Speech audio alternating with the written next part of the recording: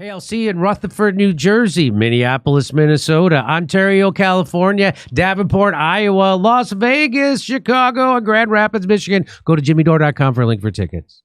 And I have one more video I'd like to show you. I came across this on Twitter, and you tell. So this is the do they call him the minister of Scotland? Is that first minister? First minister. And so. I found this to be shocking. He's upset that there's white people in Scotland. Let's watch. 99% of the meetings I go to, I'm the only non-white person in the room. But why are we so surprised when the most senior positions in Scotland are filled almost exclusively by those who are white? Take my portfolio alone. The Lord President, white. The Lord Justice Clerk, white. Every High Court judge, white. The Lord Advocate, white. The Solicitor General, white. The Chief Constable, white.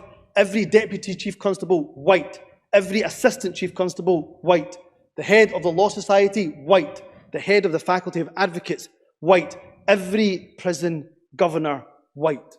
And not just Justice. The Chief Medical Officer, white. The Chief Nursing Officer, white. The Chief Veterinary Officer, white. The Chief Social Work Advisor, white. Almost every trade union in this country headed by people who are white. In the Scottish Government, every Director General is white. Every chair of every public body is white. That is not good enough. 96% of the Scottish population are white. Later he went to the airport and complained that everything's overpriced. But it's in the interest of balance. Heaven help me, I can't remember his name off the top of my head. This is Humza Yousaf, who, as well as being First Minister, he's no longer. He was at the time or he was until recently the leader of the Scottish National Party.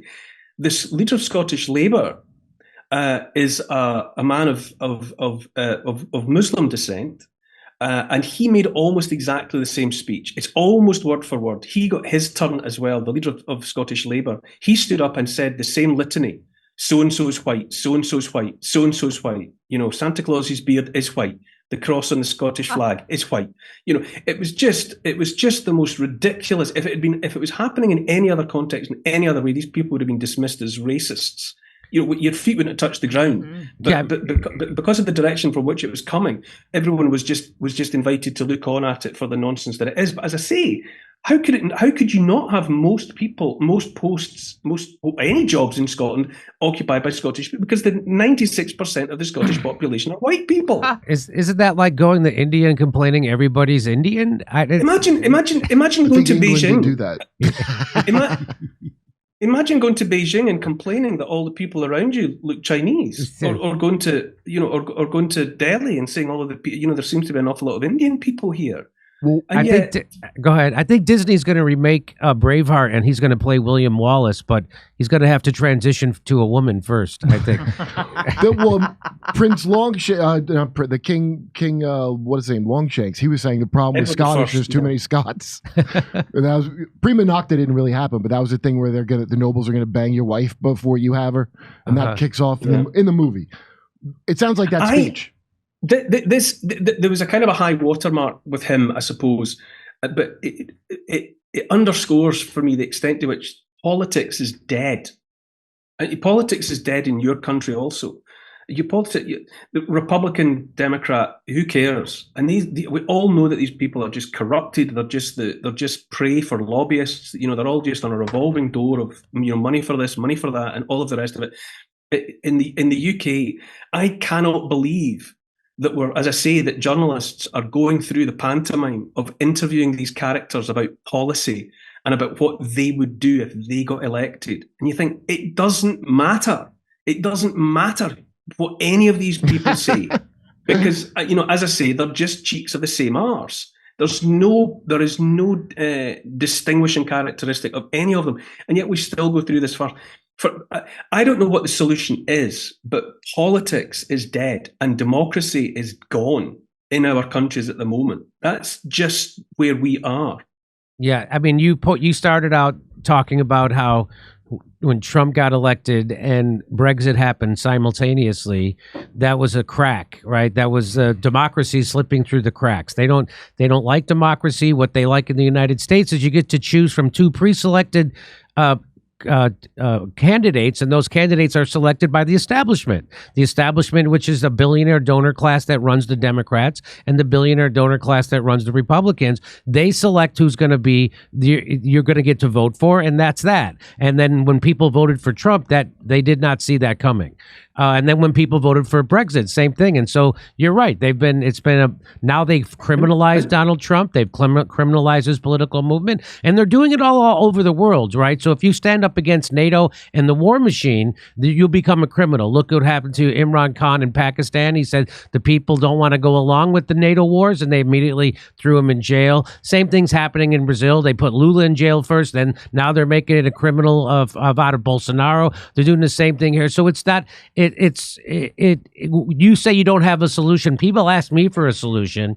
I say the solution is going to look something like what happened with the truckers in Canada, where you have to figure out a way to shut down their capitalism to where it hurts them, and something that what Christian Smalls did on Staten Island, where a black guy organized a bunch of Trump voters to stand up against Jeff Bezos and Amazon and created a union. So it's got to come from the ground up, and it's got to come from workers aligning across class lines, and you can't do that by saying, hey, who's here is a gun nut, you're out. Who's here is against LGBTQ, you're out. You can't do that. You have to come together and fight the great. It's no longer left, right. It's us against them. It's us against them. It's right against wrong. And, That's right. I think some of it starts with disregarding them.